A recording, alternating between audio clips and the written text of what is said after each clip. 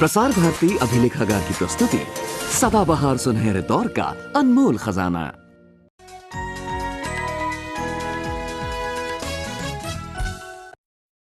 कहाँ गया?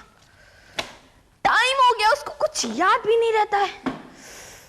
हाय and welcome. लेकिन आप तो आगे, पर वो शिवम क्यों नहीं आया अभी तक? कुछ तो मसाला चखाना ही पड़ेगा। क्या समझता है अपने आप को? टाइम का कुछ भी हिसाब नहीं। आइडिया।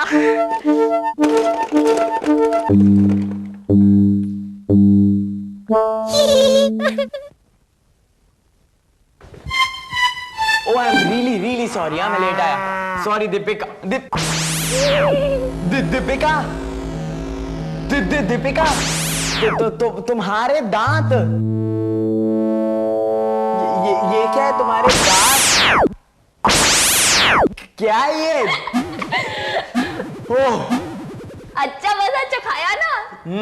वही मैं समझू, दीपिका इतनी सुंदर कैसे लग रही है? वो कहते हैं ना, खिसियाई बिल्ली। अब बस हुआ, और अब वो करते हैं जिसके लिए मैंने बहुत मेहनत की है। मिट्टी। मिट्टी। मुझे समझ में नहीं आता दीपिका कि लोग मिट्टी को गंदा क्यों कहते हैं। आज यही एक्सप्लोर करने की तैयारी है। मिट्टी आखिर है क्या मिट्टी? और ये मिट्टी हमारी पृथ्वी पर आई कहां से और कैसे? हम बात तब की कर रहे हैं जब पृथ्वी एक तपता हुआ गोला था। ना हमारा वातावरण था और ना ही पानी, सिर्फ ज्वालामुखी जो आग उगल रहे थे, सिर्फ आग। पृथ्वी का जन्म करोड़ों साल पहले हुआ। गर्म गैसें, ना जीवन ना वातावरण। पृथ्वी ढकी थी तपते हुए लावा से। फिर जैसे जैसे पृथ्वी ठंडी पड़ी, लावा पत्थर बन गए, सख्त पत्थर। इस पर जीवन असंभव था।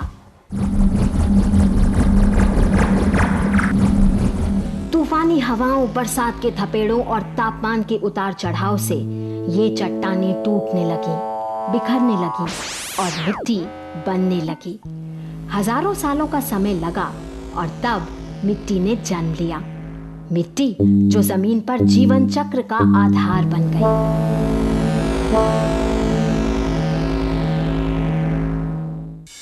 क्या आप जानते हैं कि आज हम क्या कर रहे हैं? साइंस की किस दुनिया को एक्सप्लोर कर रहे हैं? पेडोलॉजी। मिट्टी की साइंस को आज हम एक्सप्लोर करने जा रहे हैं। मतलब हम बन गए हैं पेडोलॉजिस्ट। पेडोस्फीयर की गहराई में घुसने के लिए बिल्कुल तैयार।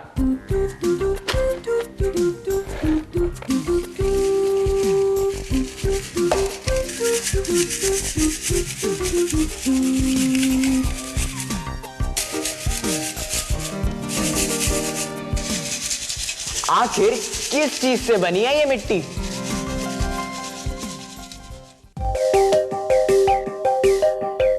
मिट्टी किस चीज की बनी है हम सोच भी नहीं सकते। एल्युमिनियम, फास्फोरस, सल्फर जैसे खनिज, रेत, रोड़ी, पत्थर, हवा और पानी, साथ में पत्ते, कीड़े मकोड़े, जानवर और हम, मतलब बहुत सी इनऑर्गेनिक और ऑर्गेनिक चीजों के मिलने से बनती है मिट्टी। मिट्टी जो एक पेस्ट्री की तरह परतों में बटी है। अंदर चलकर खुद ही देखते हैं। सबसे ऊपर ह्यूमस वाली टॉपसॉइल, इसमें पेड़ों से झड़े पत्ते, टहनियाँ और बहुत सारे माइक्रो ऑर्गेनिजम्स और बारीक मिट्टी। ये परत हमारे सबसे ज्यादा काम की। इसी में बीज अंकुरित होते हैं और जड़ पकड़ते हैं। उनका पोषण और पानी दोनों इसी परत में। टॉपसॉइल हवादार है। हजारों किस्म के कीड़े मकोड़े अपना घर बनाते हैं यहाँ।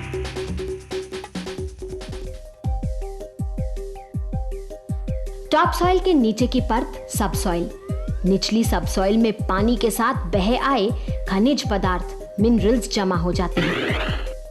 नीचे की दोनों परतें पथरीली हैं। तीसरी परत में वेदरिंग चलती रहती है, यानी पत्थर लगातार टूटकर मिट्टी बनते रहते हैं।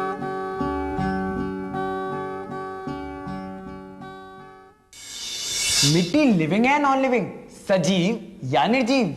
मिट्टी बहुत जरूरी है, पता है, प्रेशियस है। अब आप ही सोचिए, एक किसान के लिए मिट्टी कितनी इंपॉर्टेंट है। कुम्हार के लिए भी मिट्टी बहुत जरूरी है, लेकिन हमारे लिए क्यों? भला घर बैठे बैठे मिट्टी हमारे से क्या लेना देना रखती है? बात तो सही है, क्योंकि प्लांट्स तो अपना खाना फोटोसिंथेसिस से बनाते हैं, तो ये मिट्टी किस तरह की है, इससे क्या फर्क पड़ता है? पर पृथ्वी पर मिट्टी तो बहुत बहुत ढेर सारी है। बहुत कंफ्यूजिंग।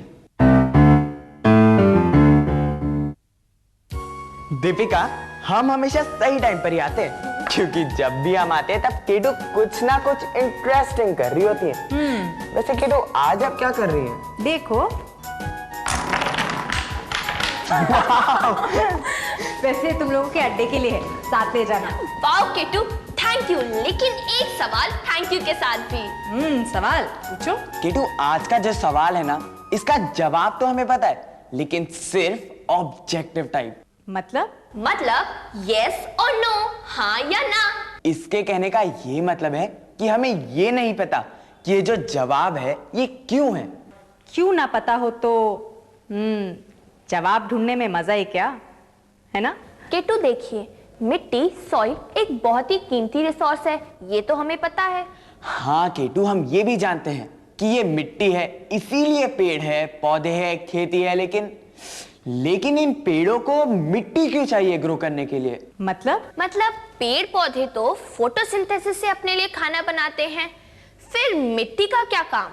और अगर मिट्टी का कोई काम नहीं है तो फिर वो इतनी प्रेशियस क्यों? वैसे भी जिधर देखो उधर मिट्टी ही तो मिट्टी है, फिर मिट्टी की इतनी प्रॉब्लम क्यों है? ये अरे दीपिका, इतना हैरान होने की जरूरत नहीं है। मान लो कि ये सेब है हमारी पृथ्वी, तो इसमें सबसे ज्यादा क्या है? पानी। वेरी गुड, पानी। मतलब 3/4 पानी। तो चलिए इसको आधा, तो ये है हमारा पानी, और ये बची हमारी लैंड। और ये छिलका देख रहे हो ना, छिलका, सिर्फ छिलके जितनी है मिट्टी, और यूजेबल मिट्टी इतनी भी नहीं। इसीलिए तो मिट्टी को हम सोना कहते हैं। तो देखिए मिट्टी हमारे लिए कीमती क्यों है।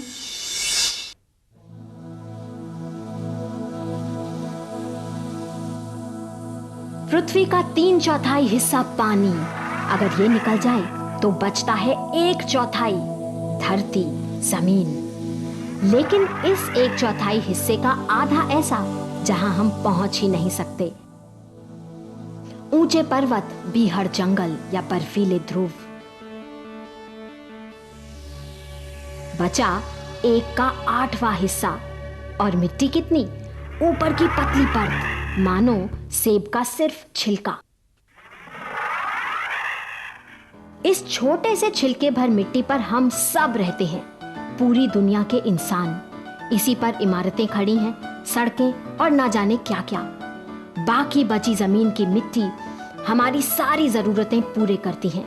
इसीलिए मिट्टी को सोना कहते हैं, बल्कि सोने से भी ज्यादा महंगी है मिट्टी।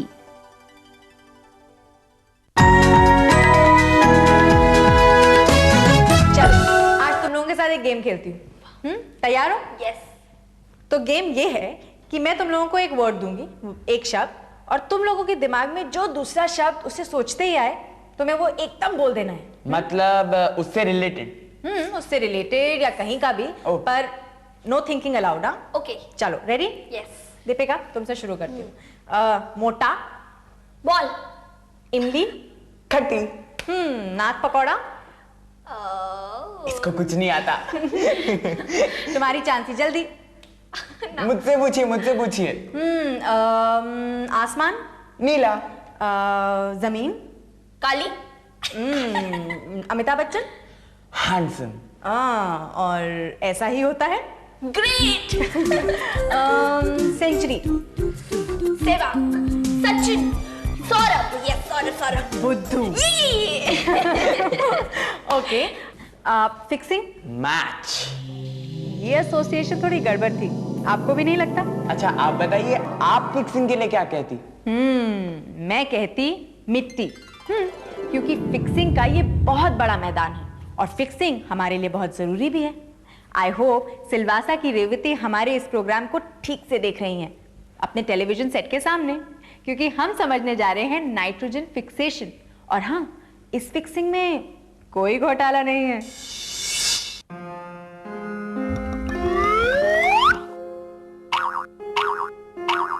वातावरण में 78% नाइट्रोजन, लेकिन इस रूप में बेकार। लेकिन नाइट्रोजन बेकार नहीं, पेड़ पौधों के फलने फूलने के लिए जरूरी। पौधों को नाइट्रोजन दिलवाने का काम नाइट्रोजन फिक्सिंग का मैदान है मिट्टी।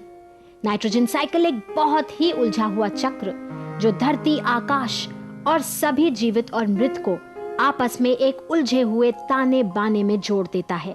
वातावरण से नाइट्रोजन धरती पर आती है बारिश के साथ। अब मिट्टी में रहने वाले बहुत सारे सूक्ष्म प्राणी, माइक्रो ऑर्गेनिजम्स अपना काम शुरू करते हैं। कुछ नाइट्रोजन खाते हैं, कुछ पकाते हैं, कुछ मिट्टी में रहते हैं, कुछ जड़ों में। इस तरह वातावरण की नाइट्रोजन बन जाती है पौधों की खाद। दूसरी तरफ पौधों को खाते हैं मवेशी। घास फूस पत्तों के साथ नाइट्रोजन पहुंच जाती है उनके अंदर।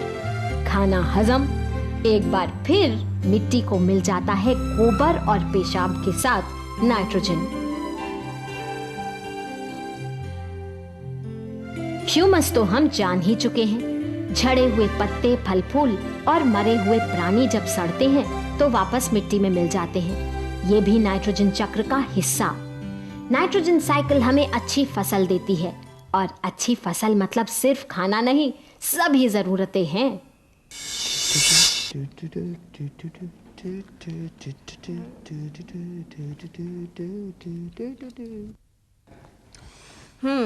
ये है हमारे 2 pieces ऑफ लैंड, पर इसमें एक भी पेड़ नहीं है, सारे पेड़ काट दिए गए हैं। और ये है एक हेल्थी फॉरेस्टेड एरिया जहां पेड़ है, पौधे हैं, फूल है।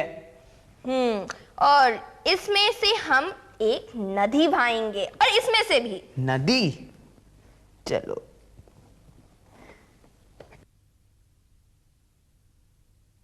अब यहाँ एक ढक्कन रख देते हैं, और इस ट्रे में हमने पहले से ही एक छेद बनाया है। शिवम ने अपने जमीन के टुकड़े में लगा दिए हैं खूब सारे पौधे, घास और पेड़। पूरा का पूरा जंगल बना लिया है। लेकिन दीपिका की जमीन है सफाचट, ना कोई पेड़, ना ही घास का तिनका। अब जब बीच से नदी बहती है तो देखिए क्या होता है।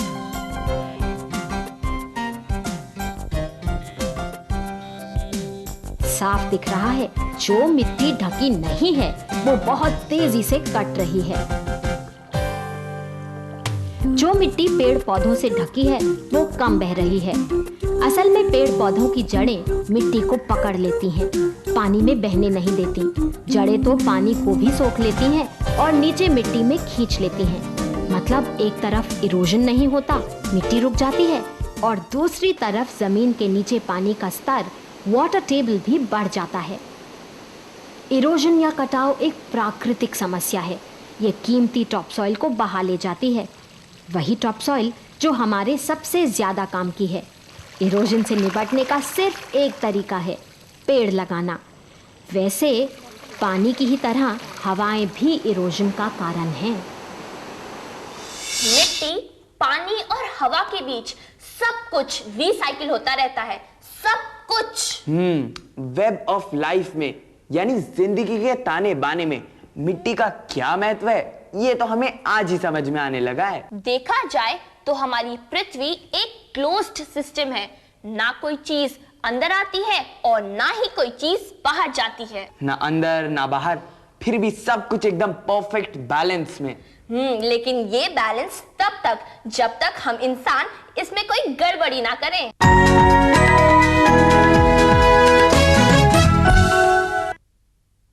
आज हमने किया ये interesting setup. I hope it works. हमने इस फॉनेल में कुप्पी में ली है थोड़ी सी मिट्टी और कुछ पत्तियां, और इसके नीचे रखी गई इस बोतल को हमने ढक दिया है ब्लैक कपड़े से। आप सोच रहे होंगे हमने ऐसा क्यों किया? तो इस रात से पर्दा हटाया जाए, आपको भेद बता दिया जाए। ये देखिए, ये रहा हमारा खजाना। हमने जमा किए हैं कुछ कीड़े, मिट्टी में रहने वाले कीड़े। दीपिका अपना हाथ दिखा।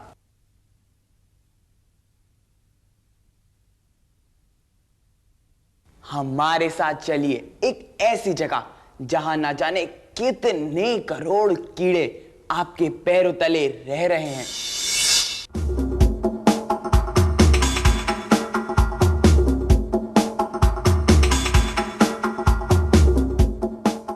जंगल के अंदर हमारे कदम तले होते हैं करोड़ों प्राणी। पृथ्वी के ऊपर रहने वाले तो नजर आ जाते हैं, लेकिन आज हम निकले हैं मिट्टी के अंदर रहने वाले प्राणियों की खोज में। हमारे साथ है एक एक्सपर्ट जो इस जंगल को अच्छी तरह जानते हैं।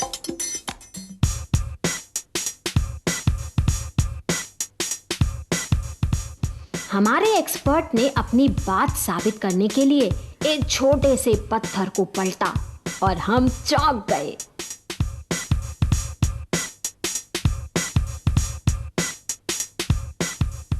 केकड़े, केचुए, बीटल्स, मकड़ियां, चींटी, वुड लाइस और स्नेल्स, ये तो वो सब जो हमें दिख रहा है।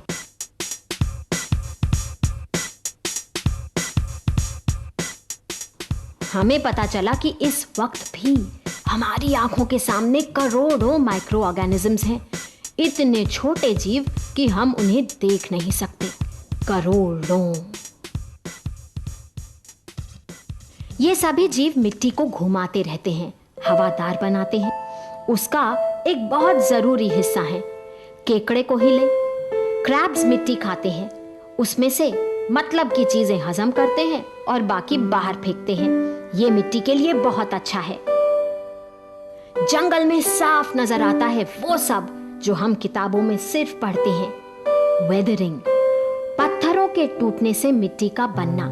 वेदरिंग बहुत धीमी गति से होता है पर हमेशा होता है। एक्सपर्ट भैया ने याद दिलाया कि मिट्टी वो है जो किसी भी फैक्ट्री में नहीं बन सकती। एक बात और समझ में आ गई, हर चीज का एक पड़ाव मिट्टी होता ही है, फिर चाहे वो हवा हो, पानी, पौधे या हम। प्रकृति के नियम साफ हैं, हर चीज एक दूसरे से जुड़ी। अब पेड़ की लकड़ी में होता है लिग्निन, जिसे कोई हजम नहीं कर सकता। फिर पेड़ मिट्टी में कैसे मिलता है? यहाँ काम आती है दीमक, जो लिग्निन को पचा लेती है। बड़े बड़े पेड़ों को भी मिट्टी में मिला देते हैं। अगर दीमक ना होती तो दीमक की ही तरह कुछ फंगस जैसे ये मशरूम भी लकड़ी खाते हैं। ऐसा दिखता है। मेरा मेनी कलर। अरे सर आफ्टर बता दो। अरे यार कौन ठीक हो बोलना यार। मिट्टी की बात हो और हम केचुओं को भूल जाएं, ऐसा कैसे हो सकता है? अर्थवर्म्स तो एक मेहनती किसान की तरह मिट्टी को पलटते रहते हैं और उसे उपजाऊ बनाते हैं।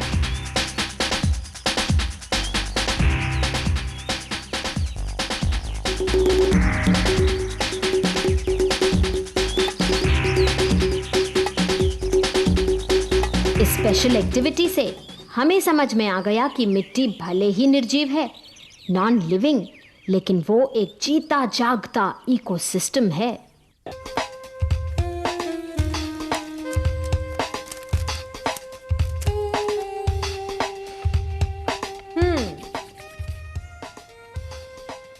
मुझे ये निशान बहुत अच्छा लगता है, यही क्वेश्चन मार्क।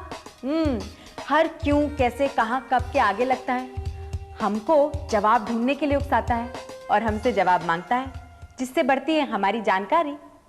तो इस बारी सवाल बच्चों ने नहीं पूछा, मम्मी ने पूछा है। इतने सारे सवालों से जवाब एक का।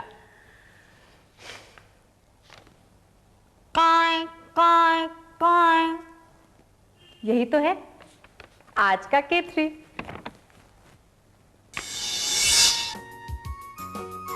हर पक्षी की तरह कौवे की भी दो आंखें हैं। उसकी आंखें सिर के दोनों तरफ। दोनों आंखों से एक साथ बहुत कम एरिया दिखाई देता है, लेकिन दूरी का अंदाज लगाने के लिए दोनों आंखों से देखना जरूरी। ये चूहा देखना है कि कहां है तो कौवे को सिर घुमाना ही होगा। वैसे कौवे की नजर बड़ी पैनी है, वो अपने सिर के पीछे काफी दूर तक देख सकता है। उसकी पैनी नजर कौवे के जिंदा रहने और खाना ढूंढने के लिए बड़ी जरूरी।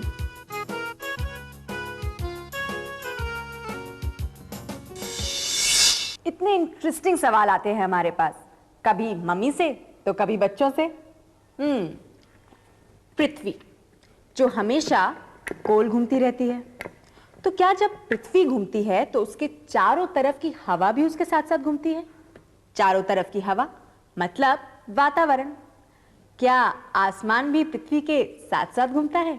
यही तो सवाल किया है नीरज ने। क्या हमारा वातावरण वहीं का वहीं खड़ा रहता है और पृथ्वी नीचे घूमती है? नहीं, ये सोच गलत है। असल में पृथ्वी के साथ साथ वातावरण भी घूमता है। 2 कारण।